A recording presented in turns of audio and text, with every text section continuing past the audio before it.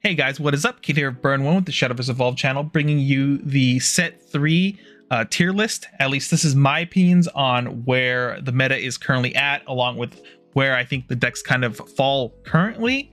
I know normally if you watch our other tier list videos, Dean's usually here with me to fight and argue about different placings. Unfortunately, he's still out in Japan, so I figured I'd do this myself.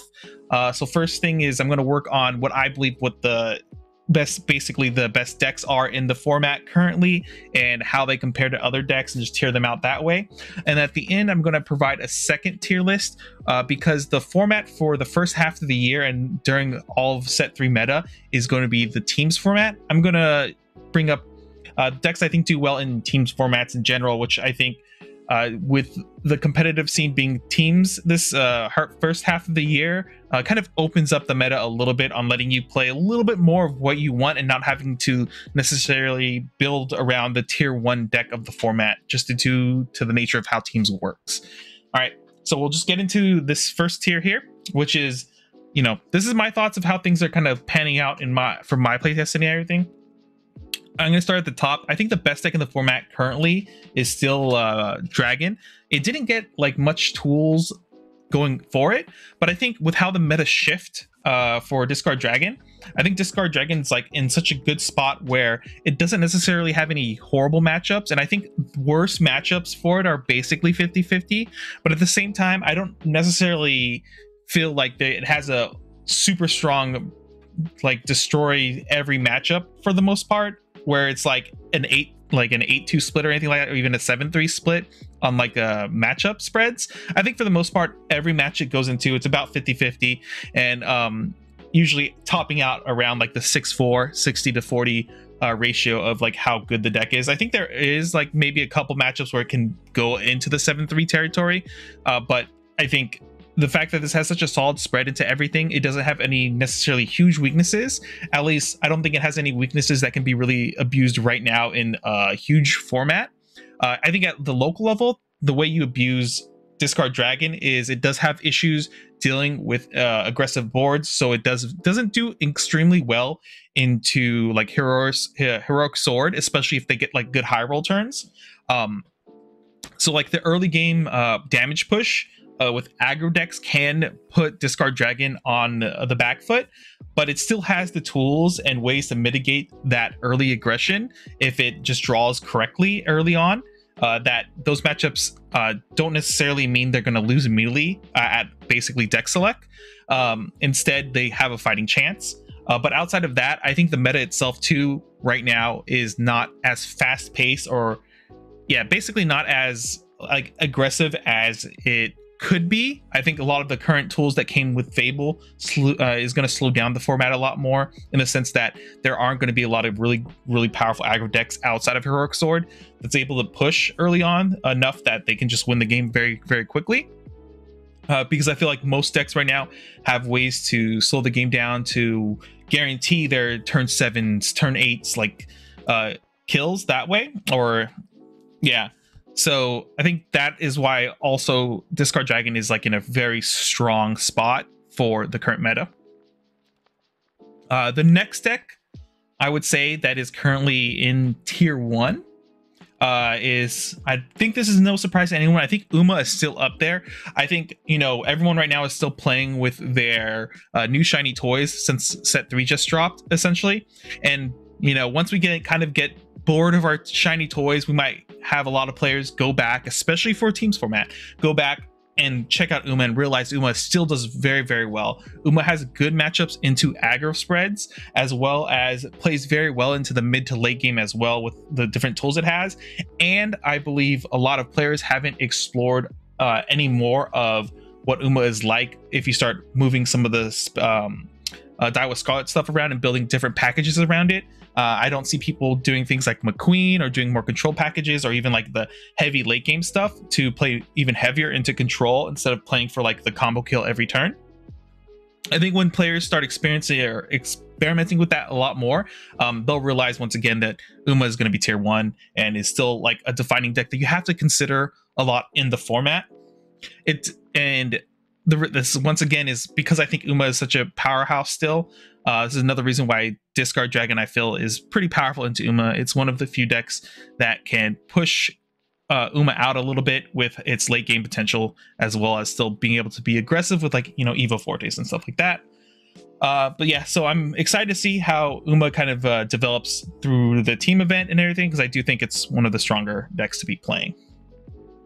I think outside of those two decks, I don't know if I would consider any other deck tier 1 at this point. I think there are a lot of tier 1.5s, and I want to describe 1.5 as it's a deck that's like, if you draw correctly and play correctly, it's a tier 1 deck. If you have bad draws, I would say, or bad draw order, the deck becomes like kind of tier 2, because maybe it's missing a little bit of that consistency, or you kind of have to like hopefully draw into certain answers in certain matchups to, you know, make the game more favorable for you.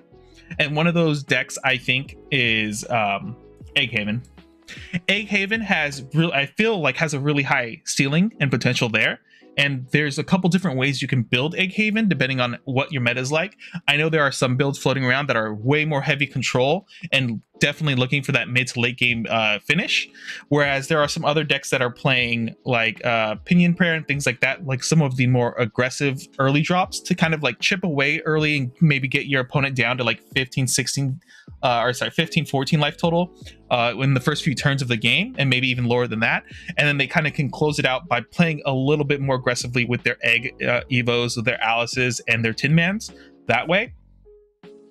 So I don't know where at least the West is going to end up on Egghaven and how they feel about it, and how what they think is going to be the go-to build, whether it's going to be a little bit slower, playing things like Rapunzel, things that slow down aggro, versus playing more of the aggro game plan early on itself to just kind of push that damage early so that your burns become that much more lethal earlier and faster than other decks, while giving up that protection you would normally have playing the slower version of Egghaven. I think Egghaven also struggles where if they open up poorly and they're forced to use an Egg Evo early on to like stabilize, for example, against Heroic Sword, I think then that is a really big issue for it. I should talk now about, because I keep bringing this up, Heroic Sword. Heroic Sword, this is a really hard one for me on how to necessarily grade it into everything else. I think if I had to, like, if, you know, gun against my head, like, you know, is it tier 1 or tier 1.5? I think it's literally the bottom of tier 1, and it's like kind of like the top of tier 1.5 in this sense, because Heroic Sword, it's such a weird deck in the sense that it's very consistent while also not being consistent, if that makes sense, because you play a very low to the ground curve for the most part, but it has potential to high roll out of control. Like if you go second and on turn 3 you heroic entry into the storm card and can evo it that turn, and you swing it with a 5/5 on turn 3, I say 99% of the time you've just won that game on the spot because you got lucky. As unfortunately the way to say that is feels kind of bad, but that's kind of how the gamble works with Heroic Sword and Heroic Entry, because that card is insane. But outside of that, the deck itself is still play very aggro-y, and when the board gets wiped multiple times, you can still present a very scary board because of I forget the card's name, but it's the card used here, is the Lancer card that can evo if you have 2 or less cards in hand to a 5/5, but it also searches another card. And like the fact that when you evo it and it evos another card, you can chain them to build a board that's very scary very quickly, and it's another board your opponent has to answer with like multiple like 5/5s and like storm followers on the board from that one card, just basically doing that. One of the big things I like about that thing too is it has a 2-card combo essentially with the Lancer and the Spear Knight for basically 5 play points, or actually technically 6, I guess. You play it for 3, the Lancer, then you play the Spear Knight for 2, and then you can evo the Lancer and the Spear Knight, causing you to hit another heroic entry from the grave and potentially get another 5/5 storm off of that if you can. Otherwise you can pull out other things. It's just you can get pretty wacky very quickly when you have a low card hand, where you could start the turn with a 0 card board and end it with like a 5/5, a 4/4, and like another 5/5 storm or something like that. It's pretty obnoxious when that happens. But since it can do that kind of like with like a base, it's essentially almost a 1 card combo too, since Lancer does search the card out itself. You can search out into the Spear Knight from your deck on play. It's just very powerful. I kind of think actually that is, I want to say that is it for the decks in tier 1. Is there anything else I really want to put in there before I move forward? I think that kind of sums it up. Honestly, man, maybe Sword is more like tier 1.5 in the sense, because I think right now the way the meta works, I do think a lot of people are going to go for like the slower game plan where we're winning on turn 7, 8 or so. And like the earliest wins you're really looking at are turn 6, and that's if you kind of high roll. I think because of that, maybe Heroic Sword isn't going to do as well, especially if people are more prepared for the aggro game plans. So yeah, I'm gonna put it at the top of tier 1.5. I think the consistency and the aggressive gameplays and the potential to high roll is really good. So if you get the cards in the right order, it's insane. But maybe not enough to be tier 1. But yeah, let me know what you guys think. I'm kind of going back and forth between tier 1 and tier 1.5 just because of how I feel about how the meta is shaping up to be, especially when we go into this team format. The next deck here is probably Fable Forest. I really like this deck, but once again, I think it suffers from that issue where you have this weird, where you have to just get like a couple small packages of cards together, like Nature's Guidance plus the band amulet card with the little mice, and I forget the name of the card. You need that to start setting up your BNB. You need to get BNB into your EX zone and then start stacking up stuff so you can always threaten that very big storm damage coming out. So I think the deck is very powerful. It has really good finishing. It has issues running into other control decks, and the reason I say that is because as the meta develops more, and this is another reason why I feel like Dragon is like set at a really strong position, is that when people start seeing a lot more Fable being played, we're going to see the uptick of Urds. Urd is like one of the best answers to Fable Forest, for example, and can destroy Egg Haven if they're forced to egg early, and then you start removing Alice's from their EX zone that they might have set up earlier there. So the decks that can start playing Urd and not really hurt their rest of the deck is very scary. And like, for example, Dragon, I feel, is like one of those decks that can easily do that. And because of that, I feel like it has the issue of like, you kind of need to find like these random 2-card combos to start getting the engine going for Fable. Fable Forest, it can get away with not playing like those little packages and not seeing it. But when you see those packages early on, that's when Fable Forest gets to really pop off and do its thing and control the board and set up like a big BNB. But outside of that, it still can play a relatively solid game plan. If it misses those early on, it's just not going to be as good. That's kind of why I've had it at tier 1.5. And like I said, I think as the meta develops, we're going to see a lot more decks playing Urd, whether that be like Sword or Dragon or even Abyss coming in and playing Urd as their control tool to destroy these Fable matchups. All right. Another huge tier 1.5 card, or not card, I should say deck, is the Silverbolt Forest list. It essentially is about the same as we saw in the Worlds and Uma meta. I think the deck is very powerful. It has very good lines of like, I can either go wide or I can just burn you out with Silverbolts. And it has other tools to kind of control the game and slow it down just enough. And it's quite annoying to deal with bounces. That's another way where decks like Dragon, for example, that could generally only play like one big threat a turn, depending on what they're playing, and like you just bounce stuff away and you just don't care about it anymore. Same thing into like Sword, having Leonidas still around, just bouncing it away and telling your opponent you just skipped a turn essentially is really rough. There's just a lot of really good targets you can just look at and be like, get that out of here. It bottom deck it, top deck it, put it back in your hand. And like, you've basically negated an entire turn. You get to time walk your opponent essentially, occasionally. But it, once again, you know, you struggle with the if you don't see the very good packages early on, the one cost bouncing and things like that in your hand to draw cards to keep hand size up, sometimes those games can kind of fall apart very quickly because you're forced to waste resources and not gain resources back to control the board and not essentially lose the game on the spot. And then Silverbolt becomes less of an option to close games out, and you're forced to play that kind of like wide game board state where you're just building wide boards and hoping it doesn't get conflagged away or themised away or something, or it gets answered very easily, and then you push through that way. That being said, the fact that the deck, like I kind of alluded earlier to, is that it can go either direction, where we can build a follower based board to push for game and maybe like burn out just with like a Silverbolt that for 3 or something if have to. Otherwise, it can go into the, if we're playing a control mirror type of thing, you know, passing turn, not really playing a lot of followers, keep your hand size up, which means Silverbolt can now be like hitting you for 7+ damage every game. So that's kind of where that strength is, in my opinion. All right,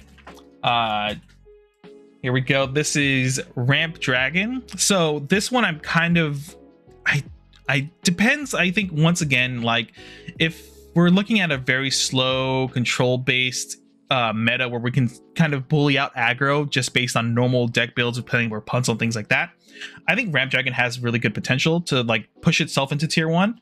But one of the big things on top of the tools that Dragon has access to is that it's a deck that can play 3 Urds and 2 Evos in its Evo deck, and it can play greedy like that and not care. The deck doesn't necessarily rely off of Ogiri Cap, even though that card's very good. You have other big followers you can be playing down in Ramp Dragon to just like out tempo your opponent because they're so big. It does have the issue though when it plays into Forest, and I think Forest is a very popular deck, especially right now. There's just 2 very strong versions of Forest where if you're only playing one big thing a turn, it can't necessarily keep up because you get to time walk your opponent for like 4 play points every turn if they're wasting 8 play points to play one big thing. So that's my struggle with like it being not good enough in that sense, whereas Discard Dragon itself can just kind of burn out games by naturally doing its own game plan and discarding cards and getting an advantage that way with their Stormfallers as well, whereas this one doesn't necessarily always have that opportunity. But this isn't, once again, a deck though that could play Bahamut and just blow people out because they're playing Bahamut and they're like, oh, that was a really cute board you have, here's my Bahamut Evo, get rid of your amulets as well, and just say goodbye to your stuff. Yeah, it's definitely in the tier 1.5, but I could potentially see it being pushing itself into tier 1 depending on how the meta shapes up as time goes on. All right. This is a huge deck for me. I really love Control Abyss. It's very fun. You can either play it as more of a discard control, which I don't think is as powerful right now, just because there are decks that just gladly discard their hand, like Egg Heaven running around. Decks like Heroic Sword don't mind going down to like a very tiny hand because they get a lot of advantage off of having a smaller hand size for their Lancers or whatever. So like you don't get as much good tools for discarding that like really matter, because we have a couple of those really strong decks that I think we're going to see in great numbers into these events. So for me, it's a tier 1.5, and depending on how you draw, it's really good. You can set up a lot of cool OTKs with the deck. There's different ways you can go about the deck itself. You can either go for the Necro Charge style, where you're pushing more for the Necro Charge. You can get up to 20 Necro Charge to play the Black Swan. I believe that's the name of the card that can just set up OTKs that way. A lot of people also are playing Dark Alice, which is a very sticky 6/6 follower that also forces opponents to discard.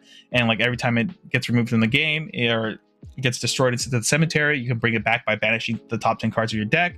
So it's a very hard card to deal with for some people.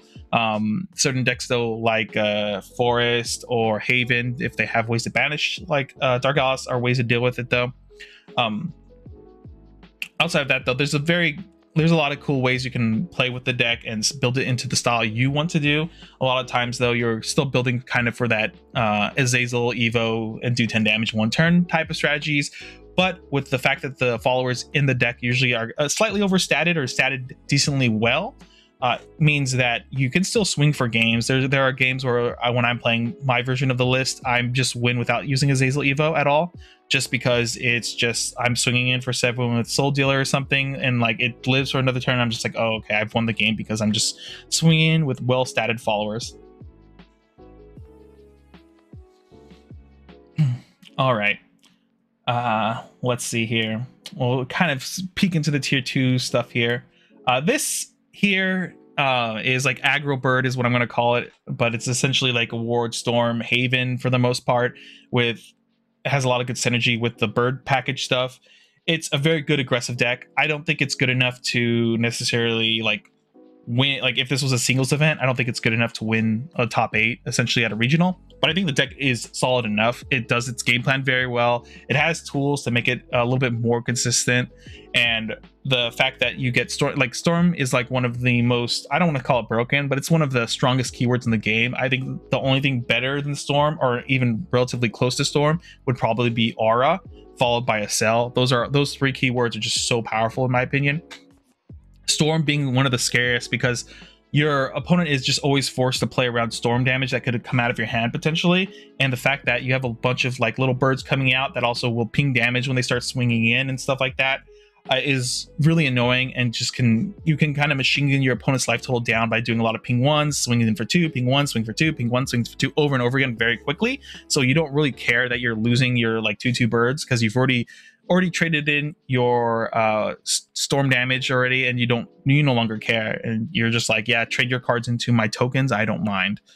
Deck is very fun though, and you know, I'm sure there's going to be someone out there experimenting a lot more, and they might find something to actually make it get out of tier 2, but right now I just feel like it's strong but not strong enough to really compete in like a singles event environment. Next here is we'll talk about Dirt Rune here. Dirt Rune, I don't know where I want to put this. I feel like it's a tier 2 deck, but it does have very strong plays. It's a deck where you have to curve out and out tempo your opponent that way. I think there are ways you can mitigate some of the issues in the later turns when you start losing gas. You can play things like Daria or play like a Merlin package if you want to try to burn your opponent out that way. Though I'm not a huge fan of the Merlin package in Dirt, but if you're mostly only doing Dirt itself, having the Merlin package isn't the worst thing in the world. There's a couple different ways you can build it. I like the deck. I do think you do have to open up like a 1, 2, 3 curve essentially to like do very well. There's a lot of very good new utility tools in Dirt to like kind of mitigate your issues, where like one of the new amulets you can drop, it finds usually like a turn 3 or turn 4 play very easily. Otherwise you can still play like the draw amulet that builds a stack as well. So it has the tools for consistency and to like kind of fix your own curve, but at the same time I think it still struggles with the fact that it's such a tempo based, like you gotta use all your mana every turn to start presenting threats and get there, and then hopefully you can get out your Ancient Alchemists and burn out your opponent that way, control the board that way. It's like one of the few things you can really do.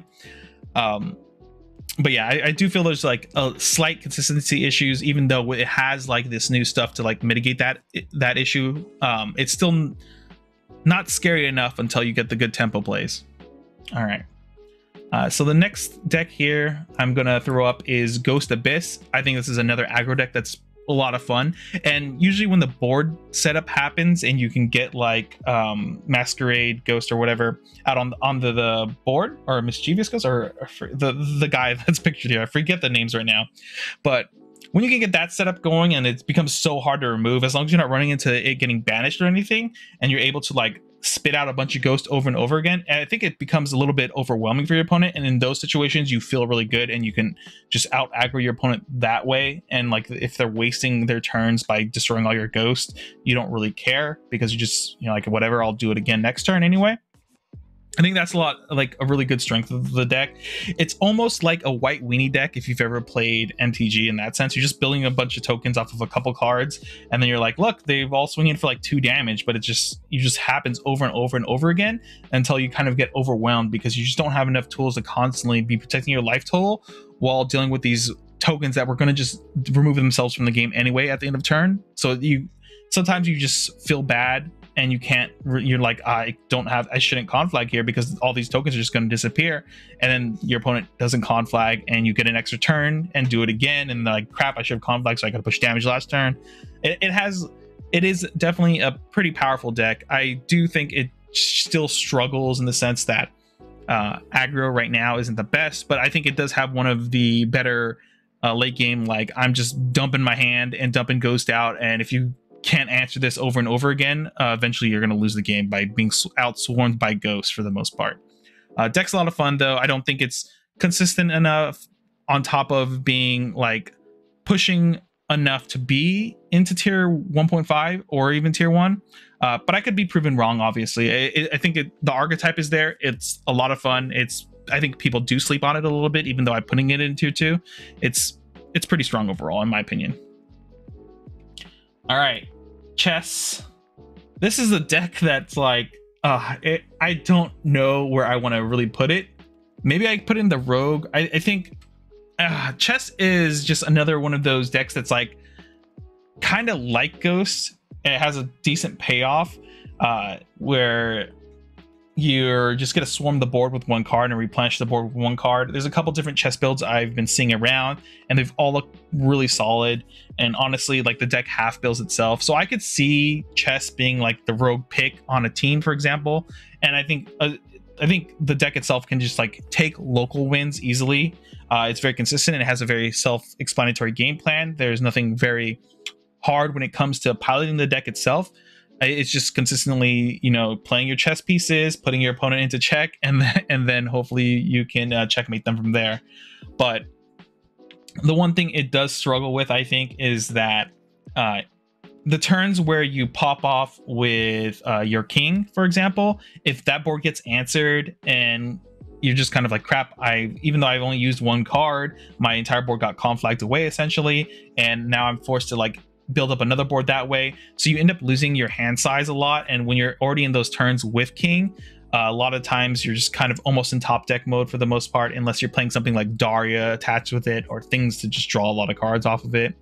But the board it does generate off of king is just like a answer this board, if you don't, I win next turn type of thing. So you just constantly keep putting your opponent into check every time you get to present a king, which is nice.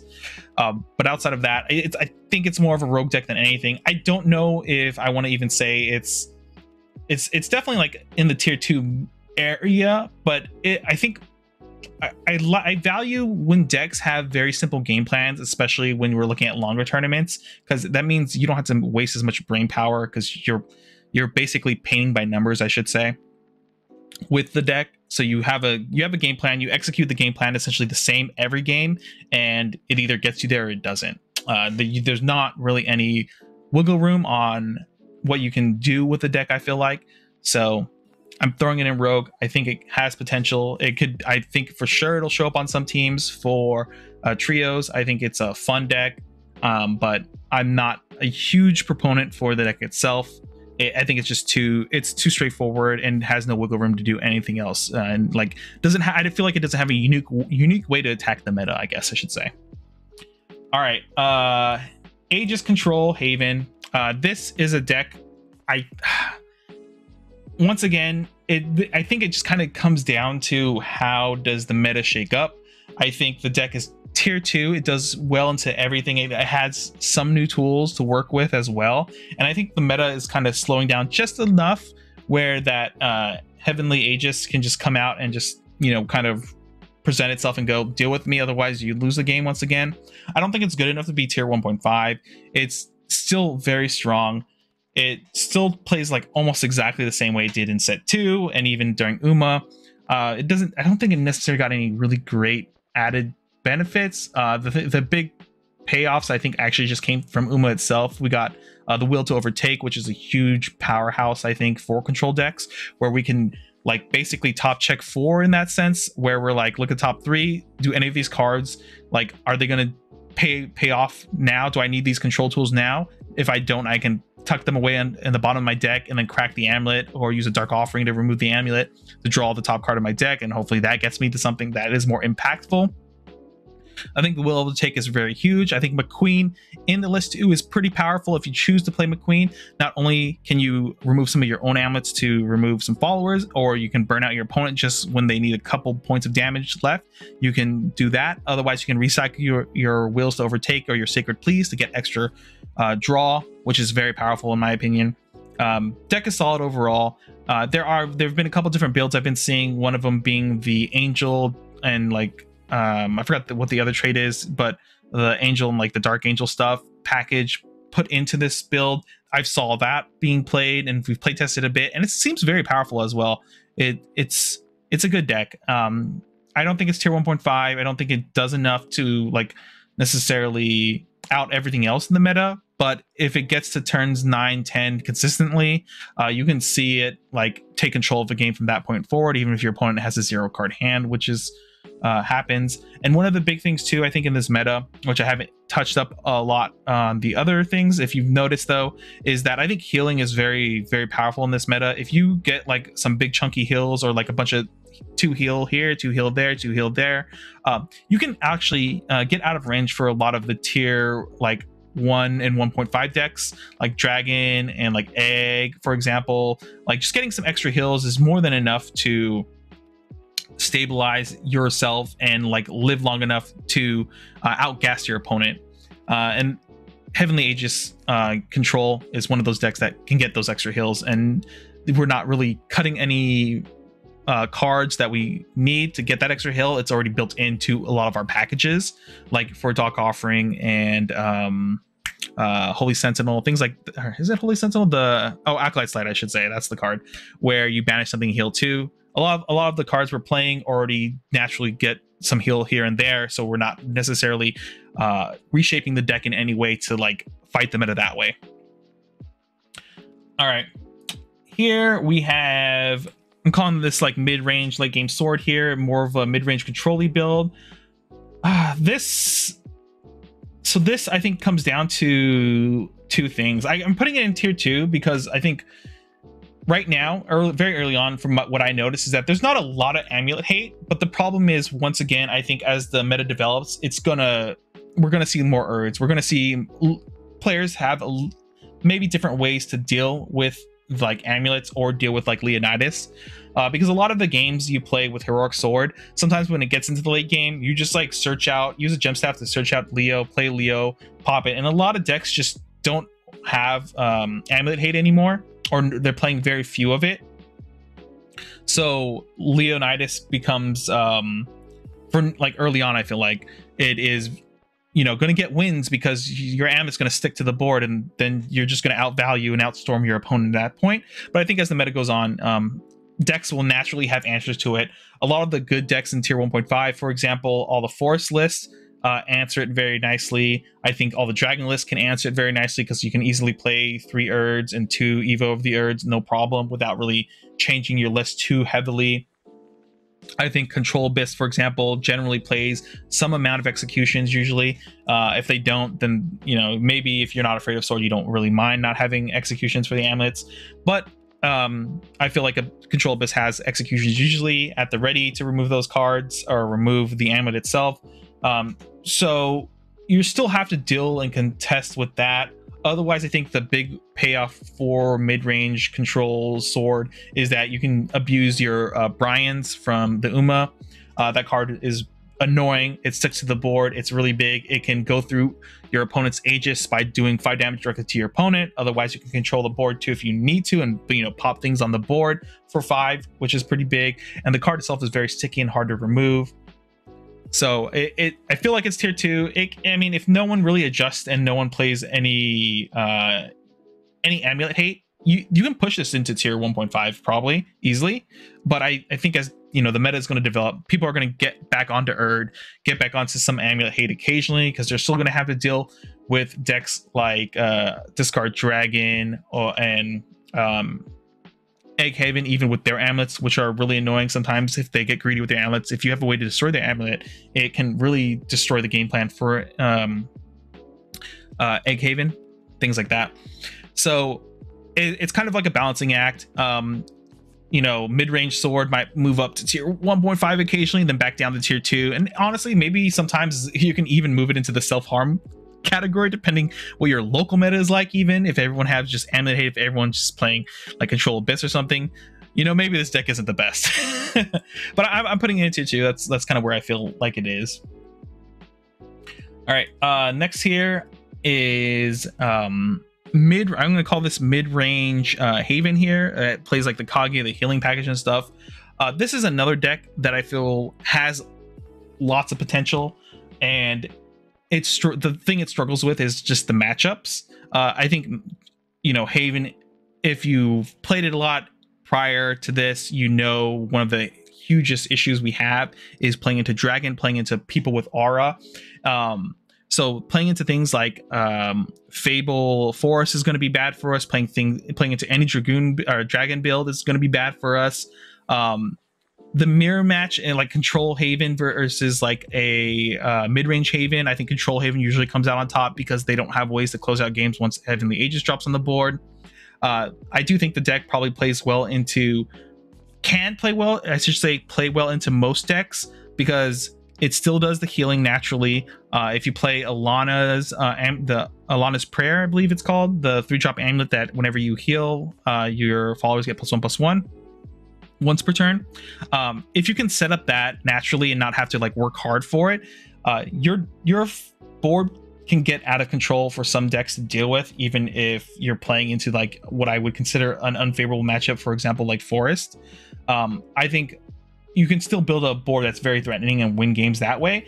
But once again, it kind of has to line up correctly where you're drawing into the right things, you're searching out the right things, you know the matchup very well, and you know your opponent doesn't have an answer for literally everything you're playing.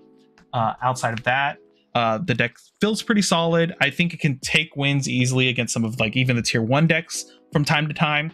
The issue is I think the weird consistency of the deck makes it kind of awkward, and even in builds that play some amount of Aegis at the top end, I still feel like ripping apart your hand during that late into the game isn't always very good. And I feel like because you're such a board based deck, you don't always want to be running a lot of Themuses in that list or wanting to play a lot of Themuses, because you want your opponent to trade into your followers most of the time, and you want to present like that tempo of like, look at my huge followers you have to deal with. Whereas like if your opponent plays one big thing and you have a kind of like semi-wide board of like a few 4/4s and 5/5s, you don't want to Themus that board, even unless you absolutely have to. So like the deck almost doesn't want to play 3 Themuses, and I think right now playing 3 Themuses like into swords, into dragon, things like that is still going to be good, even into Forest, because Forest can build pretty wide boards with Fable Forest, and you know Aura running around on Beauty and the Beast is still scary. So having Themuses around is still relatively important in my opinion. You can obviously get away with not playing it. It just doesn't feel right to me in how the meta is kind of shaping up to be right now. But I do think it's still a semi-powerful deck. That's why I'm putting it in Rogue. But yeah, the last deck here, I guess we're just gonna call Spell Chain. I think this is still in the self-harm category. If you're playing Spell Chain, you can sneak wins away at locals easily. It's just like if your local playing a very slow game plan, you run into a lot of slow decks, and you avoid all the really aggressive matchups or the burn matchups necessarily that can out-tempo you. Spell Chain can get there because once it starts popping off with the D-shift, the dimensional shifts, and getting a bunch of free turns to swing in, basically extra attack phases, I should say, it's kind of, you kind of close the game out then.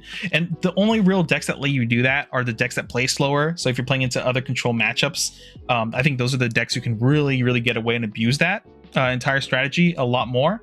So your local meta, if everyone's being really slow and being really greedy, you know, Spell Chain is probably actually a good deck to bring in. But I think outside of like having the call on your local meta of like you can get away with being the greed of Spell Chain. Outside of that, I think in an open format like this, Spell Chain probably does not do very well. You still have to draw very well into the things you need. You should still rely on like Penguin and other drop cards to build up that cemetery to start being able to use D-shift. And I mean, even if you're trying to abuse things like Daria and stuff, it still does not feel good enough.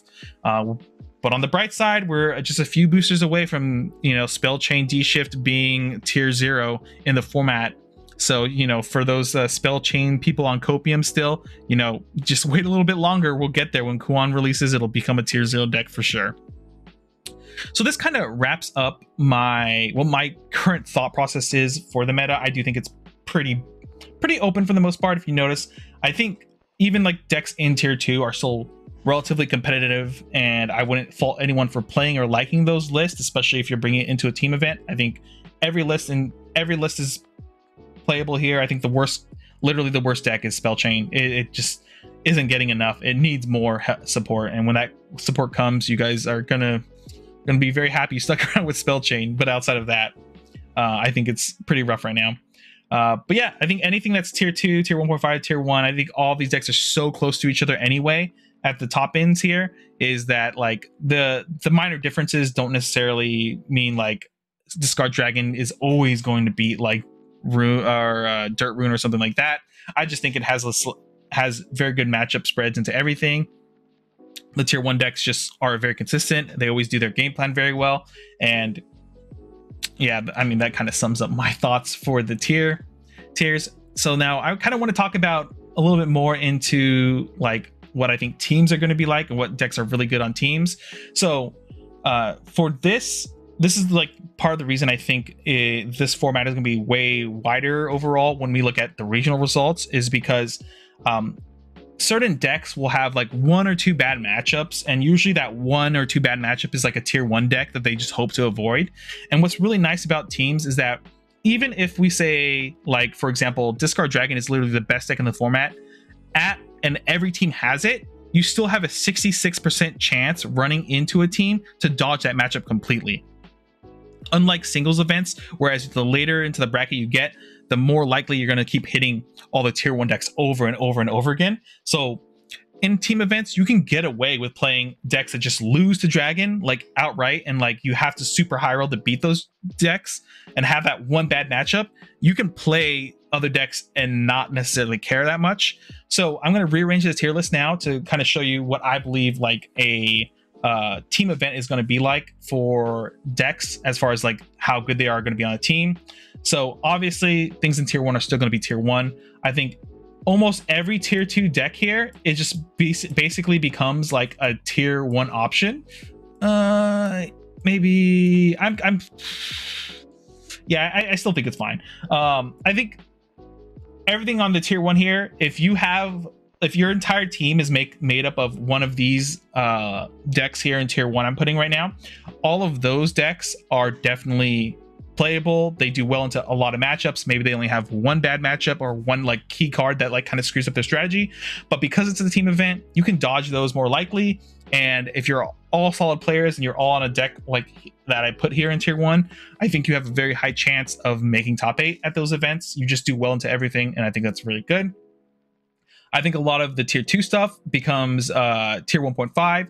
So I think Heavenly Aegis gets up there. I think Leonidas mid-range can get up there. I think Dirt Rune can get up there as long as it draws into things it needs. It still does very well into everything in tier 1. I think all these 1.5 decks here can, like, if they match up into anything in tier 1, maybe they have a bad matchup here or there, like maybe with 1 or 2 decks, but it can play decently well into everything else, especially depending on if the meta becomes faster or slower, depending on how people build certain lists. I think that way these decks become way more viable. And then once again, I guess I'm just going to move these out of Rogue. I almost feel like Rogue is kind of like, I don't want to say tier 3. It's almost like a tier, like tier 2.5 maybe, or something like that, where it just kind of jumps around depending on like what matchups you're hitting. But I'm going to put it into tier 2 area for teams here. These decks here, they have very good strategies. Their current strategy, I don't necessarily believe mesh very well with how I think the meta is shaping up to be. I do think, once again, I think the game plan for a lot of decks is we're shooting for anti-aggro or pushing for mid to late game wins. Usually pushing for those wins between 7 and 8 is like the optimal time where games usually end. We're not seeing a lot of games hit that 10 play point threshold too often anymore. But depending if it slows down, I think a lot of these tier 1.5 decks that I'm now putting on teams just becomes very solid overall. And Dirt Rune itself, I think, if it draws very well and like kind of high rolls ish onto the things, I think Dirt Rune can play very well into everything in tier 1. I still think Spell Chain is the self-harm strategy there, where you don't want to be playing that deck. But I know for a fact some people are going to be playing that deck, and I know some of you love Spell Chain, and you will tell me I'm stupid and wrong. And you know, well, that's the great thing about this. We can all argue about where we think these cards are going to end up, or these decks are going to end up on the tier. And at the end of the day, all of our opinions don't matter. What only matters is what comes out of the results at all these regional events, because I think that's the only thing that really matters. Now that we have open regionals, we're going to see a lot more players play against each other. We're going to finally have a lot of really good players and really good teams kind of filter their way to the top, and we're going to see them win more often instead of these awkward invite only regionals we can now say goodbye to. And we don't have to be like, well, this person played with some deck that everyone considers bad, but they somehow got like second or first, and we don't have to like question that anymore. In my opinion, I think over time we're going to see the very strong decks and the very strong players filter themselves out of the current player base, and we'll see them winning a lot more with these decks. With that being said, guys, I hope you enjoyed this tier list discussion. These are my thoughts. Please let me know what you think. Do you agree? Do you disagree with my placements? I feel like some people are going to be upset with how I graded tier 1 and tier 1.5 in that sense. But those are just my thoughts completely on it. I think at the end of the day, this final like tier list for teams events, that is, I think most people kind of generally agree with how I laid it out here at the end. But like I said in the beginning, I was focusing more on just deck versus deck instead of teams versus teams here. But yeah, once again, let me know what you guys think below. You know, tell me how wrong I am or how right I am. I love to hear your thoughts, and my opinion is always changing and you know, being shaped differently depending on what metas I'm playing in, who I'm speaking to. I learn new information, new tech people are doing, and I see what other top players are doing and learn from that very well. With that being said, we hope to see you guys in the next video. Like, comment, subscribe if you made it this far. We're pushing as much informative content as we can, and we have a lot of match videos coming up. I'm hoping to record a bunch soon and get that out there with commentary included. That way we can you know, inform the community more, you know, get the player base even higher. I really want to see this next year with open events, the general player base skill level, I want it to be just pushed even higher and higher, because you know, the stronger community you have means all the players are just getting better and better and faster, which is very good for the community, in my opinion. But yeah, sorry, once again, I've been rambling on, but once again, thank you so much for watching, following, subscribing, all that, like, comment, all that stuff. Hope to see you guys in the next video. Later, everyone.